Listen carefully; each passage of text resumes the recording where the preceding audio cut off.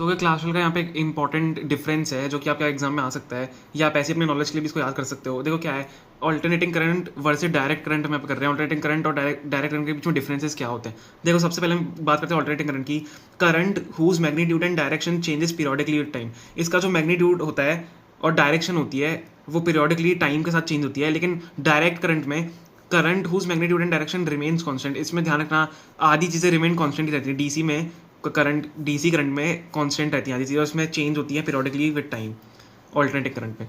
अब हम बात करते हैं वही देखो, इसे करंट चेंजेस कंटिन्यूसली ना और current remain same. Second point हमारा यही है, करंट चेंजेस कंटिन्यूसली। इसमें करंट जो होता है चेंज कंटिन्यूसली होता है और इसमें रिमेन सेम होता है। हमने ऊपर मैग्नीट्यूड और डायरेक्शन की बात करी, लेकिन हम नीचे इसमें पूरा जो टोटल करंट है उसकी बात कर रहे हैं। ये कंटिन्यूसली चेंज होता रहता है, रिमेन सेम रहता है।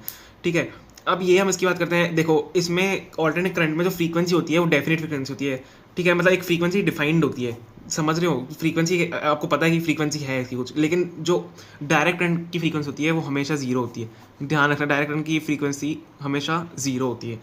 ठीक है, अब इसका जो प्रोडक्शन होता है ये जनरेटर से प्रोड्यूस होता है। एसी करंट हमेशा जनरेटर से प्रोड्यूस होता है, और ये जो डीसी करंट है हमारा, जो आपने सेल्स और बैटरी देखी होंगी, सेल्स और बैटरी से प्रोड्यूस होता है।